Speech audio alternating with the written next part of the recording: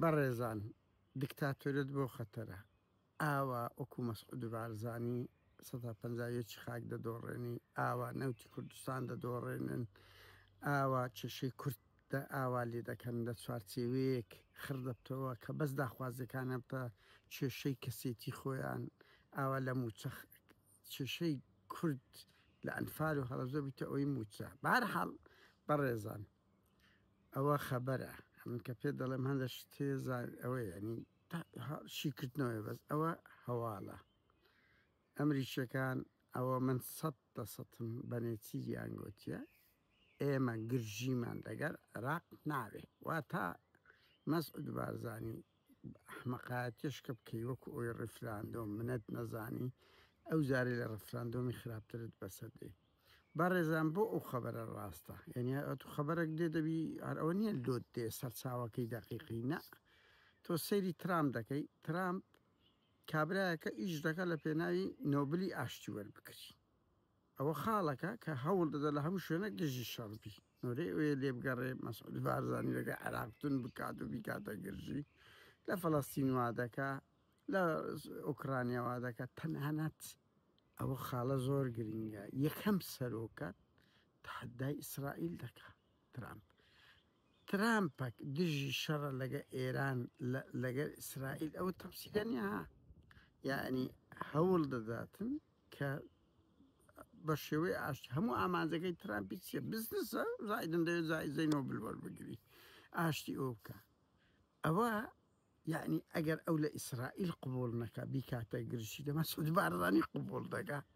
بۆیە قسە زۆر منتەقیە مەسعود بارزان بەڵام ئەمریکیەکان پێیان گوتین ینی بە نێچیریان گوتیە من نازانم بە مەسڕوری چ گۆترایە بەڕاستی بەڵام بە نێچیر گوترایە پشتگیریتان دەکەین لە چوارچێوەی عێراق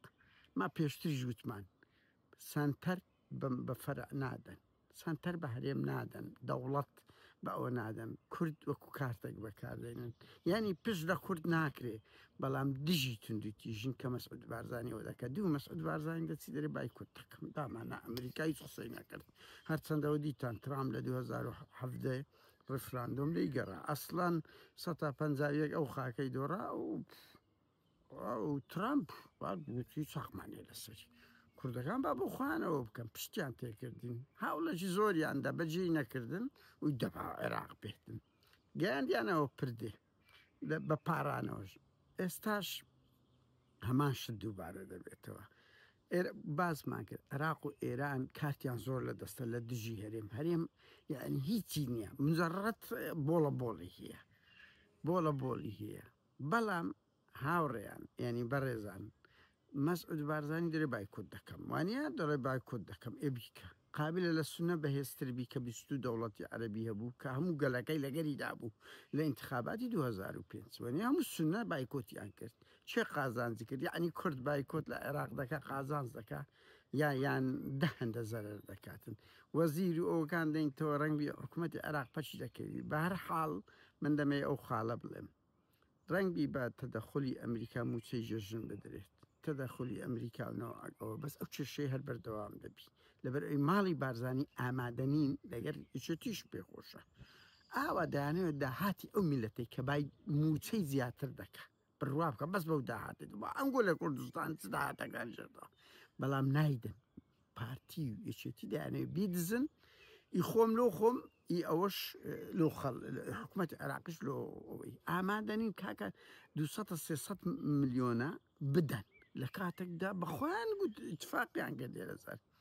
بۆیە ئەو کێشەیە بە دوو ئەوە دەبێ بڕوا بکەن ئایندە زوو درەنگ حکوومەتی عێراقیان دەبی حکوومەتی عێراق بێتەوە یان شۆڕش و ڕاپەڕینی خەڵک دەست پێ بکە لەبەرێ ئەو دوو حزبە ئامادەنین دەست لەو دزیە ملیار دۆلاریە هەڵبگرن من پێم وایە ئاخیری هەر حکوومەتی عێراق ینی بەو سیاسەتە ملهوڕێ کە ئامادەنین هیچ لە ئاتەشی ناوە خۆ تەسلیم بکەن دێتەوە گرنگ ئەمریکا دژی گرژیە